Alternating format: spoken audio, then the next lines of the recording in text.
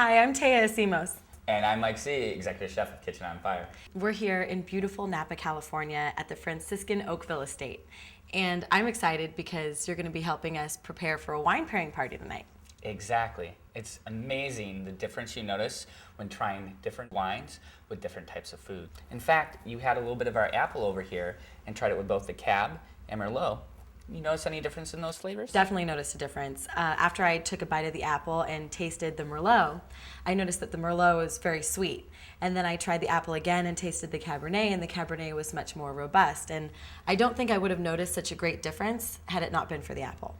Exactly. If we try the same food with different wines, or the same wine with different foods, the nuances of those wines is really going to pop out at us. Well, I'm excited to find out what we're going to be cooking today to pair with our wines. Well, let's head back to the kitchen so that we can find out. Okay, well, he's going to head back to the kitchen. In the meantime, I'm going to taste some of these wines, and I'll see you there.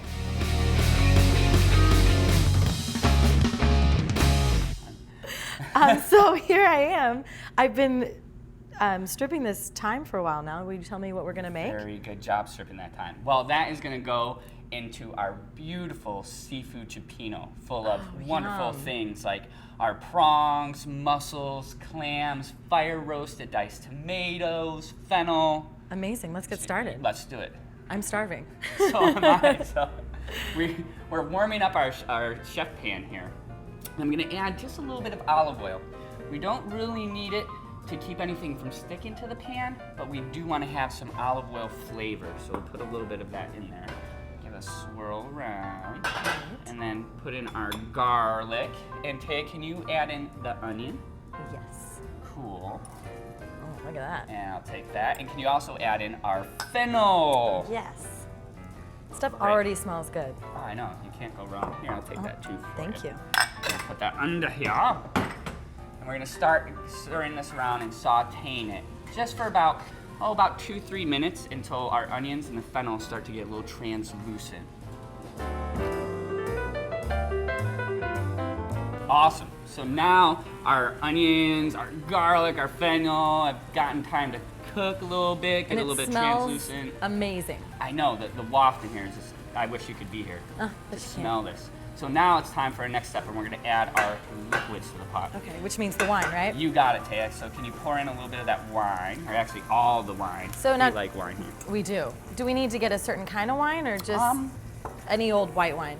A lighter white wine, so something maybe crisp, like Sauvignon Blanc, Fumé Blanc, something like that, or a lightly oaked Chardonnay would be great for this. Give it a little bit more depth and a little bit more character. Yeah.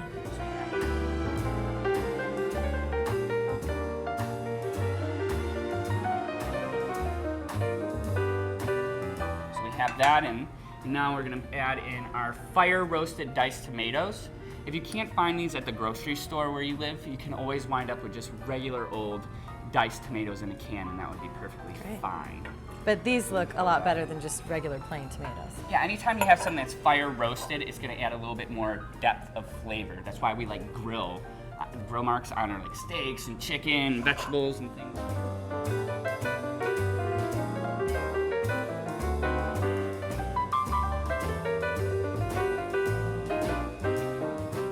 This Look around. at that. And then Tay, can you add in the marjoram and thyme that you so lovely took the leaves off? So the marjoram and thyme, don't worry about mincing up any of the leaves. That's just a big pain in the rear end. So what we're gonna wind up doing, I'm gonna stir this around a little bit. And it's beautiful too, all those great colors. Yeah, totally. And Tay, can you put a little salt in? Yep. A couple pinches. I'm gonna put a little bit of fresh cracked pepper. Want another pinch? Yeah, what the heck. All right. Don't be afraid of the salt. Okay. And I'm going to put the top back on here, and we're going to let this come up to a boil and then down to a simmer for about 10 minutes or so that the vegetables have a little bit more time to cook and all these flavors can meld together. Great. Okay. And about 10 minutes have gone by, so let's check our wonderful base for this zucchino. Isn't that looking great? All the beautiful colors. Wonderful aromas. So now it's time to add in our seafood. This is the fun part. So the first one we have here, Tay, can you put in the whitefish? What kind of whitefish is this? Well, this is tilapia. When you're going to your fishmonger, you want to find what kind of whitefish is looking good, but you want something a little bit meatier here. These little suckers aren't getting out. Yeah. So meatier, we're talking things like tilapia, haddock, maybe some cod. Stay away from the thin types of whitefish like sole and the like. Well, and these are our shrimp, and when we were at the store, I really liked these little guys. Yeah, we got They have the head and tail and everything. Yeah, the whole ones are great to have. Just get a couple so they look really cool. Make a great garnish too when we're gonna serve this up. So we're gonna stir all of those in, kind of vary them a little bit so that they cook a little bit more evenly. And then last but not least goes our clams and mussels. So we took already to the sink and did a little wash and scrub on these guys, and we're looking to make sure that they're closed before we cook them. Otherwise, if they're already open, that means that they're dead Yeah. and you're gonna get sick, which I learned at the store when we picked them out. Yeah, so make sure that they're closed when you cook them, open after. So I'm Great. gonna pop all of these guys into our pan. Awesome. Okay. Make sure to get them all in there. You don't want to lose any of these good guys. Okay. So we have a couple different types of mussels, some Mediterraneans and some Prince Edward Island. Got some little neck clams, but whatever when you go to your fishmongers, looking really, really good. All right, so I'm gonna pop those in and then put the top back on and let it steam for another about 5-6 minutes until the seafood, like the fish and our prongs, are just done and all the clams and mussels are open. Well, it smells delicious. Well, check it out. 5 or 6 minutes have already gone by because luckily enough, we have some in here Oh already my done. gosh, this looks amazing. May I? Oh, you may. Oh my gosh, But look at that. check it out. We have to do one more thing. What? We have to strain our pasta because it's a seafood cioppino right, pasta. Okay, so So- I'll do that. Yeah, you want to strain that? Okay, let me get these guys on. Good idea. So do you have a colander in the sink that I can go dump Yeah, I this don't need into? it. Why? I have my straining locking lid with all these holes here to strain everything out and check Brilliant. this out. I'm gonna put that on, and I can lock it and let go for a second. Whoa!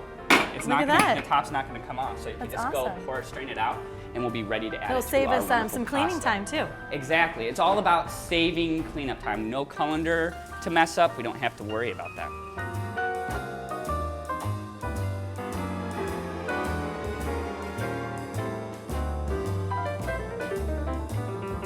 So while she's straining the pasta, I'll show you what we're going to do to serve along with this wonderful seafood cioppino. We're going to do some garlic toast. So we've already gone and made some little crusties, just sliced up some baguette, put those into the oven, and to have them act as a natural, thank you so much. We're going to let the toast act as a natural grater. So we just take a whole peeled clove of garlic and swipe up once, twice, and then Look there at you go. You want to give it a whirl? Yeah. So just once up and once down.